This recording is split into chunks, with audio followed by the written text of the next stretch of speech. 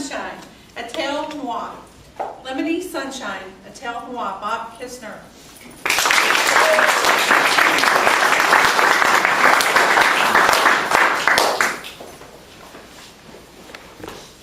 It was steamy that night in the big city.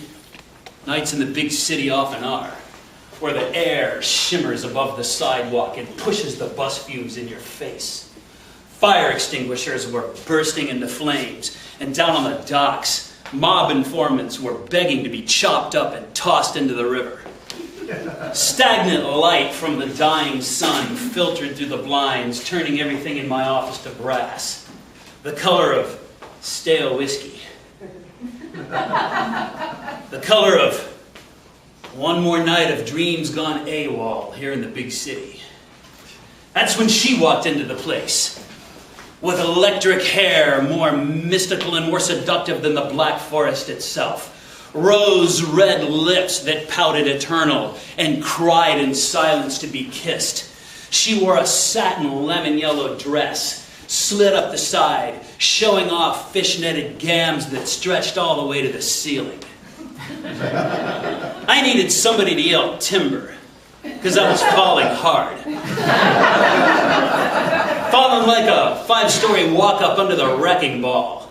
Suddenly, that dead brass color became the lemony sunshine of some faraway tropical paradise.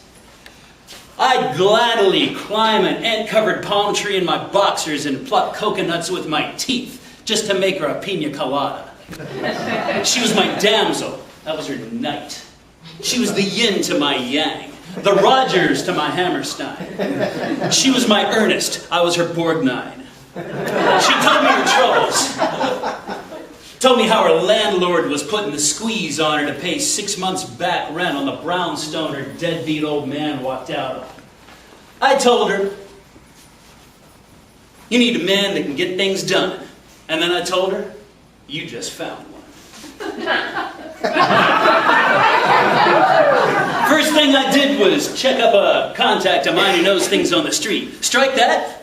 First thing I did was take that Lemony Sunshine dame in my arms and plant one right on those ruby red lips.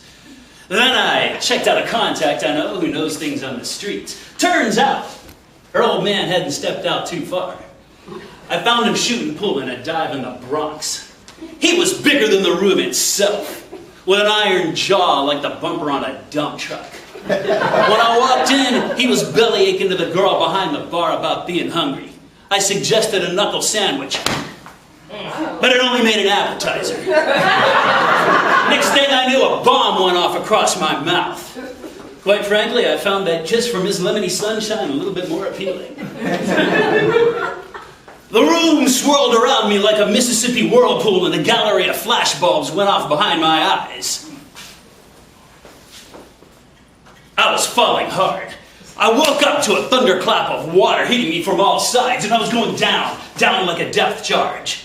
I tried to kick my feet, but they wouldn't budge. It was like they were set in cement. But wait a minute.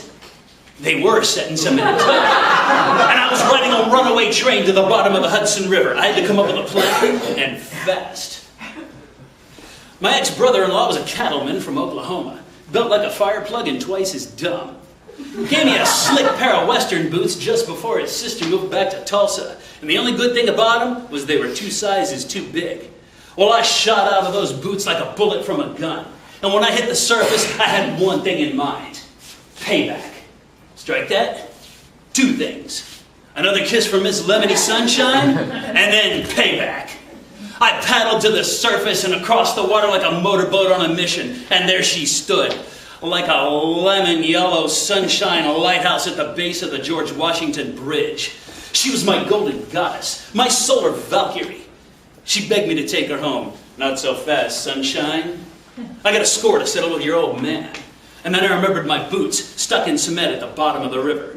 Without saying a word, she took off her high heels and handed them to me. I accepted. You know what they say about payback. It took me 7 or 8 strides to get my balance in those high-heeled stilettos. But then I locked on my target like a tomahawk missile. 16 blocks and I was there. He didn't even see me coming. But when I was there, I was in his face. First thing I did was drive that heel through the top of his shoe. nailing it to the floor. That was for the boots. Couldn't care less about the boots, but he didn't need to know that. He bellowed like a wounded bull and swung at the air. Then I finished him off with a fat end of the pool cue, and that was for Lemony Sunshine. Which brings me to the moral of this lurid tale. When life deals you lemons, walk a mile in her shoes. Adam Toastmaster.